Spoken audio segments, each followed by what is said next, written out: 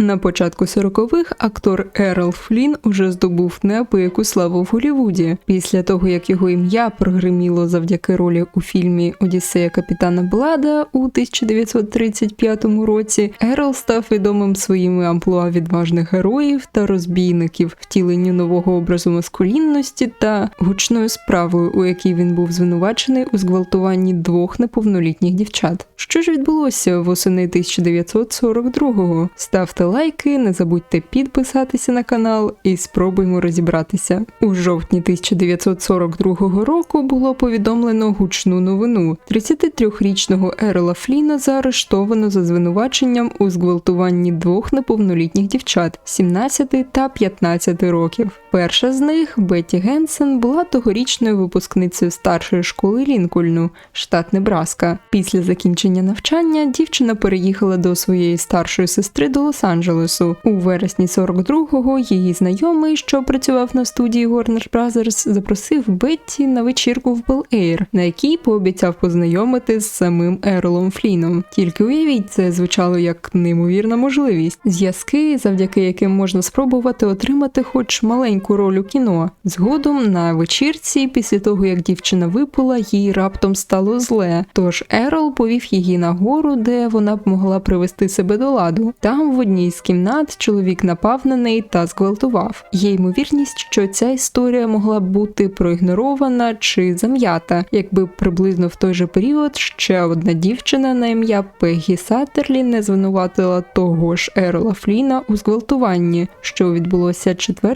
серпня 41-го року на його яхті. На момент події Пеггі було 15 років. 5 листопада 1942-го у газеті The Morning Bulletin була опублікована стаття, присвячена справі Ерола, у якій здебільшого йшлося про Пеггі Саттерлі. Вона засвідчила, що познайомилася з Флінном через його друга Бастера Вайлза. Вона зустрічала Флінна двічі до того, як погодилася приєднатися до вечірки на яхті під час круїзу до острова Санта-Каталіна. Вона сказала, що Флінн прийшов у її каюту, коли яхта пришвартувалася біля острова, і напав на неї. Докторка Етта Грей, яка оглядала дівчину, сказала, що дівчина могла бути зґвалтована. Зі слів Пеггі, це повторювалося двічі. Вперше він прийшов до її каюти, вдруге актор покликав дівчину до своєї каюти, щоб нібито подивитися на нічне небо в ілюмінатор. І якщо першого разу він застав її зненацька, другої ночі вона намагалася з ним боротися, але спроби були марні.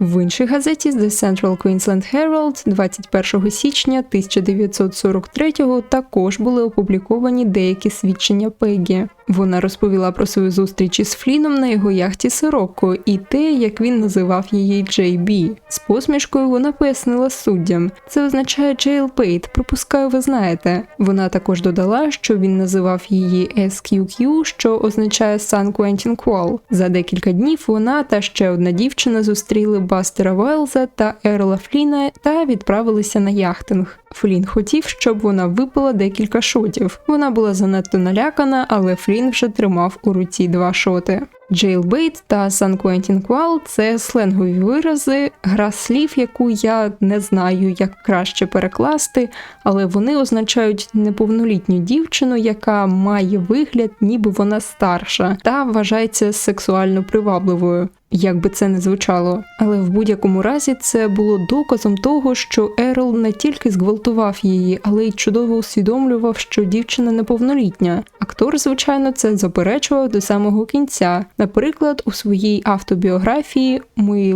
лихі шляхи» він писав: «Якщо ви зустрінете молоду жінку, яка, власне, сама запрошує себе на подорож на вашій яхті, наперед добре знаючи, які є ризики, хто в біса просить в неї свідоцтво про народження, особливо коли в неї тілобудова, як у Венери. І якщо потім вона скаже вам, що провела найкращий час у своєму житті, хто постраждав? Про що вся ця метушня? Чому міжнародні заголовки? Хто звертатиметься до потенційної коханки із проханням дістати її свідоцтво про народження, чи водійські права, чи лист від її матері? Природно, я не знав, скільки їй років, і не знав різниці між зґвалтуванням і розтлінням». Оскільки справа набула неймовірно широкого розголосу, суд був перетворений на циркове видовище, наповнене репортерами. Фанати та фанатки Ерола Фліна проводили цілі кампанії на його підтримку. Наприклад, було організовано групу із назвою «Клуб американських хлопчиків на захист Ерола Фліна». Одним з його засновників виступав письменник і політолог Вільям Ф. Баклі-молодший. Шанувальники і шанувальниці приходили до будівлі суду за автографами та, доки йшов розгляд, надіслали актору понад 16 тисяч листів, у яких висловлювали свою підтримку.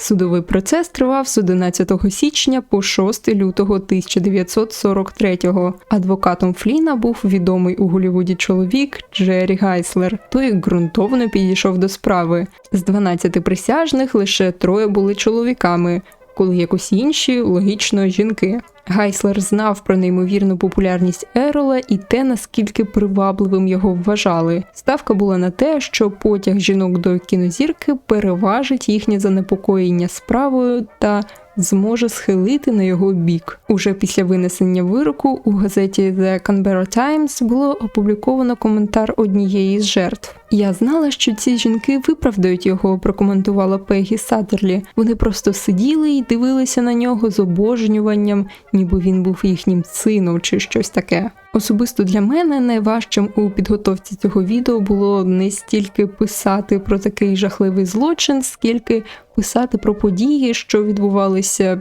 80 років тому, але так чітко віддзеркалюють сучасність. Рожеві окуляри, вони б'ються склом всередину, коли бачать, що по суті, суспільство не так і далеко просунулося у ставленні до жертв сексуального насильства. Під час суду віктимблеймінг та вміння переводити стрілки вони досягли апогею. У центрі уваги було те, що обидві дівчини мали свої скелети запрятані у шафі. Саттерлі зізналася, що часто брехала про свій вік, оскільки працювала танцівницею в нічному клубі, а також на момент суду, як і задовго до цього, була у стосунках з одруженим чоловіком. Обидві дівчини також робили аборти, що на той момент було заборонено. Широко обговорювалося те, як стійко витримали дівчата судовий процес. З анонімних коментарів присяжних можна дізнатися, що вони вважали підозрілою відсутність сліз та істерик, замість яких Бетті та Пегі випромінювали здебільшого холод та войовничість. З іншого боку, їхні свідчення не завжди були точними. Наприклад, Бетті Генсен спочатку заявила, що роздяглася сама, а потім сказала, що Флін роздягнув її. Під час попереднього слухання вона сказала, що зґвалтування сталося на великому ліжку у великій кімнаті,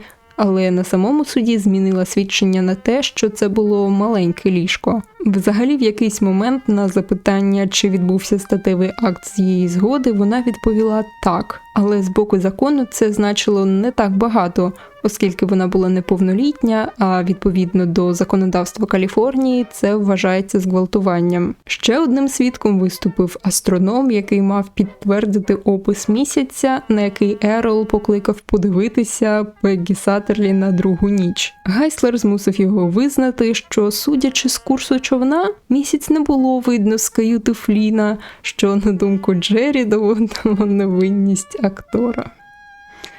Вибачте.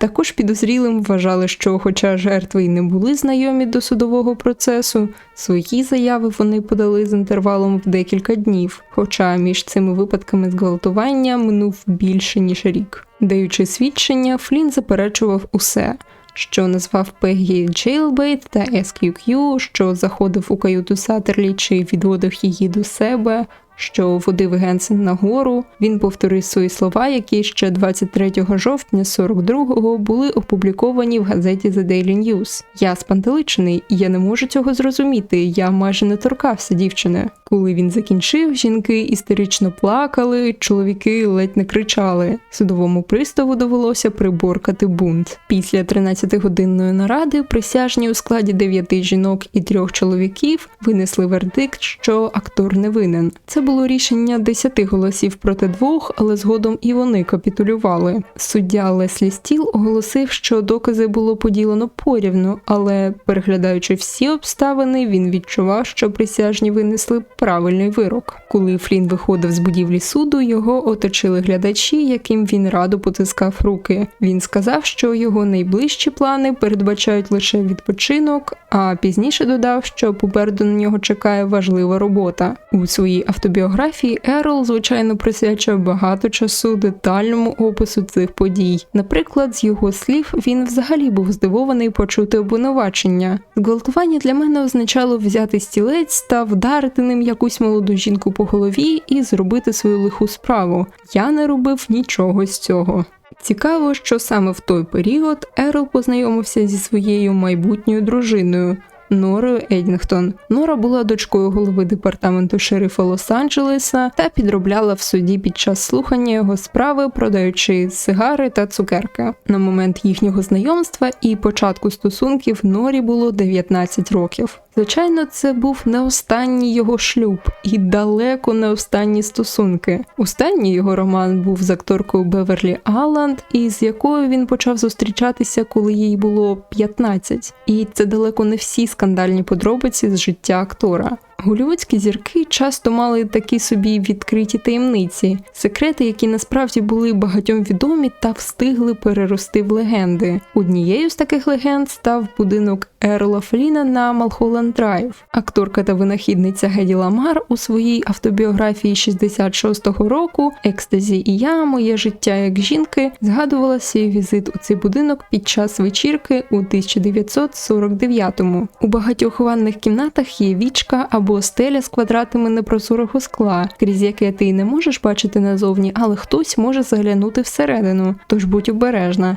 Крім того, деякі дзеркала в повний зріст у спальнях мають зовнішнє скло. До того ж, зараз тепла ніч і, ймовірно, буде купання, але ніколи не ходи в кімнату, куди відправляє тебе Ерл. Це ще одне хороше правило. Окрім цього, як стало пізніше, ще один таємний прохід вів від бару до маленької кімнатки, що сполучалась із жіночою ванною кімнатою. Одна стіна у ванній кімнаті була повністю дзеркальною. Крізь це двостороннє скло Флін і його друзі могли бачити і чути усе, що відбувається всередині. Ще одне підтвердження цього пізніше надав гітарист Rolling Stones Рон Вуд, який відвідав будинок з метою купівлі у 70-х. В Ерла були двосторонні дзеркала, акустичні системи в жіночій ванній кімнаті, не для безпеки, просто він був воєристом. Знайти цьому всьому додаткові підтвердження зараз, на жаль, неможливо, оскільки будинку більше не існує з кінця 80-х років. Сьогоднішнє відео вийшло коротким, але від того, на мою думку, не менш цікавим, а найголовніше важливим. Тож підписуйтесь, не забудьте поставити лайки та натиснути на дзвіночок, а на сьогодні я з вами прощаюся. Усім